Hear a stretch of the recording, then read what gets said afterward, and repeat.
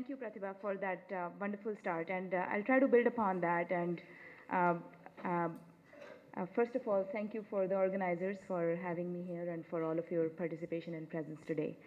As Pratibha really laid out well, the dialogue on the intersection of competition and IPR is really just beginning to evolve.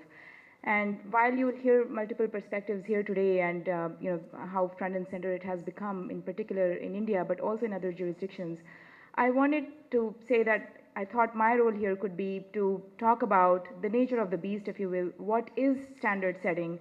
What are the innovators doing? And why is that essential for the health of the industry and for that industry to grow and evolve in India? And I focus primarily on the mobile industry, not least because that's my home industry, but as you heard in the previous talk, that's this smartphones and tablets, that's really where this debate is centered right now, and because it's such an important part of our economy. So I'll talk briefly about standards, and the fonts are a bit messed up, sorry about that. Hopefully you can follow. What happens in the ICT industry is the following, right? Our technology develops in multiple stages. And this is really important to remember because without investment in innovation and the downstream technology standards, there wouldn't be a vibrant industry to begin with. All the devices that you're using today, your smartphones and tablets and the Wi-Fi networks that you're connected to, all that's possible because firms came together in this self-organized industry, invested in standards, solved really complex problems, anticipating in many years in advance what could be a market demand for that technology, and put their investments on the table, billions of dollars of investment on the table. So these three stages that I'll talk about briefly are the following. First, many years in advance, the industry needs to develop technology standards and invest in R&D.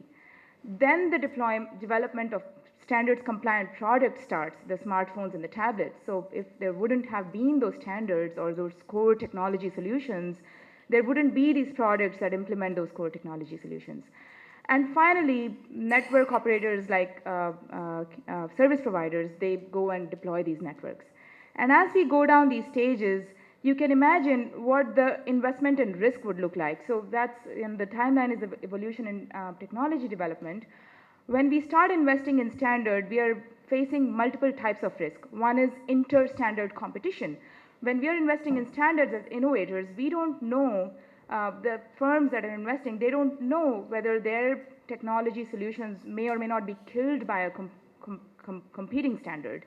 They also don't know whether the markets will adopt their technology, whether they anticipated that market adoption in advance. And there are many examples of that. WiMAX is a standard that failed because of inter-standard competition. Digital video broadcast failed because consumers just didn't like to watch TV on their phones as much as we thought they would. Anyhow, when we roll into the future, the second stage of the technology, these risks are mitigated somewhat when people start developing products, because at least by now the inter-standard competition risk is gone. It's mitigated, reduced from the table. And in the stage 3, when operators start deploying these networks, there is much more of a sense of what the market adoption is going to look like.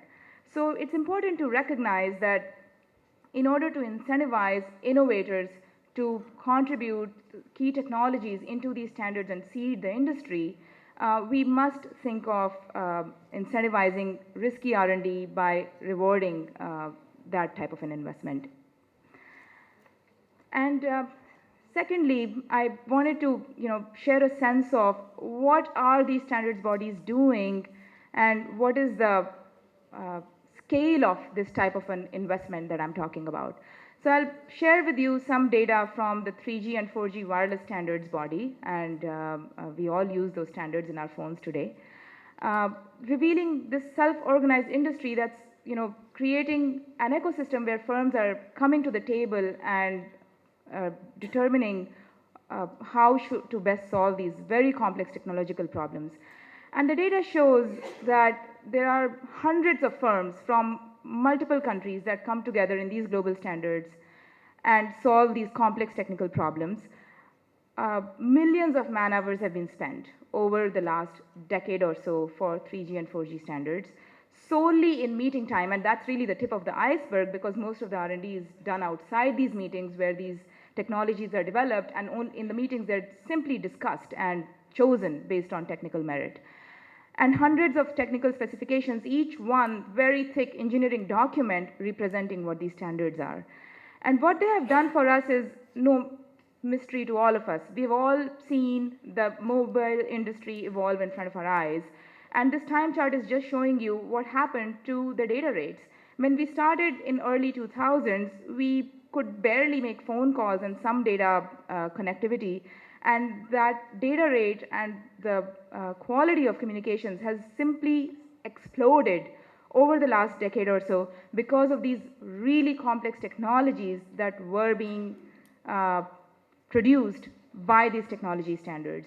And they have enabled our ecosystem. They have enabled other firms to come in and to innovate over them to produce these types of applications that we all use in our phones today.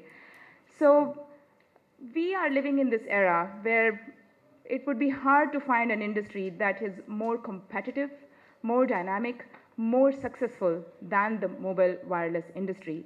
And it has been made possible because of investment in standards, because of incentivizing innovators and their investment in R&D. So I just wanted to stop here to provide that background and let the discussion continue. Thank you. Thank you, Kirti.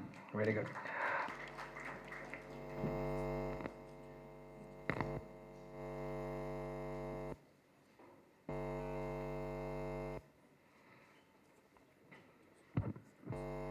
Mr. Lakshmi Kumaran, my fellow panelists, ladies and gentlemen, I'd like to make two broad points this afternoon. One on patents or standard and essential patents, and two on a perceived jurisdictional conflict between the controller of patents, the CCI, the Competition Commission of India, and a civil court that would hear a suit for patent infringement.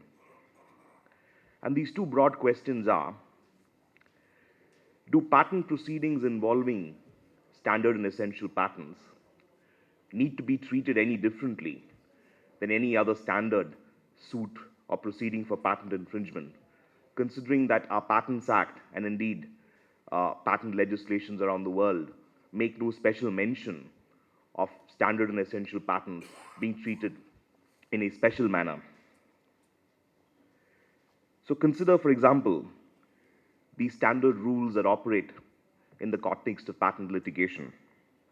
Ideally, there are no ad interim or ex parte injunctions granted in patent proceedings, or at least that is a rule that ought to be followed. Where there is a credible challenge to the validity of a patent, an interim injunction ought not to be granted. When the patent is a young one, a patent which is young and untested, once again, an interim injunction should in normal course not be granted. In the context of standard and essential patents, where the suit itself is really one for a money decree, where the patentee is saying that anybody who is willing to pay a license fee as determined by me would be granted a license, wouldn't Section 41 of the Specific Relief act as a bar to the grant of an injunction?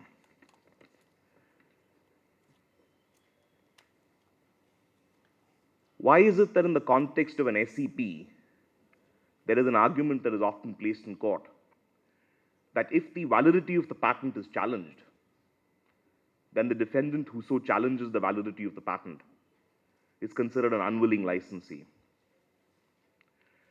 If these are, ladies and gentlemen, the standard rules that would operate in the context of a traditional, conventional patent claim, then why is it that pending trial, a defendant is asked to deposit in court large sums of money as security?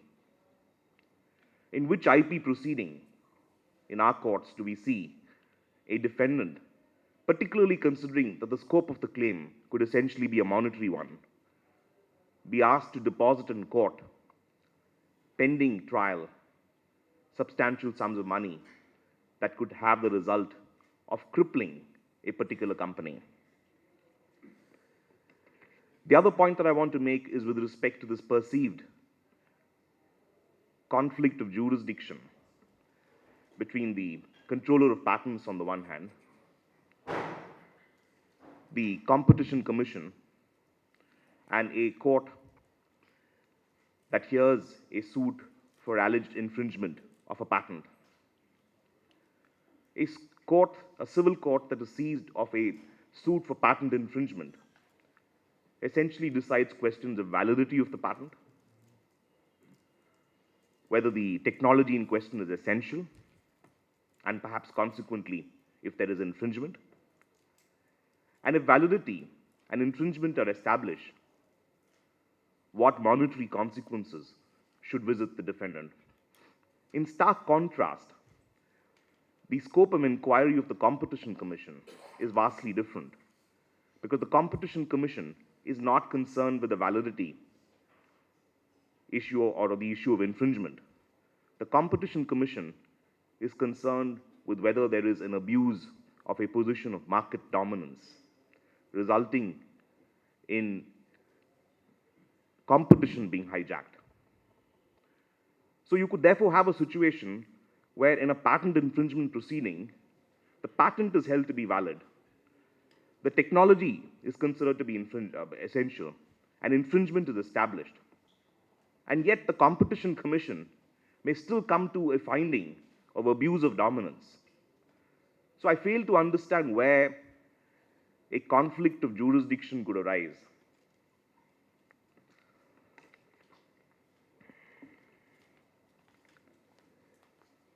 I therefore would submit that standard and essential patents, or patent proceedings involving standard and essential patents, are like any other subject matter and ought not to be given a special status, which I am afraid we are hurtling into. Thank you.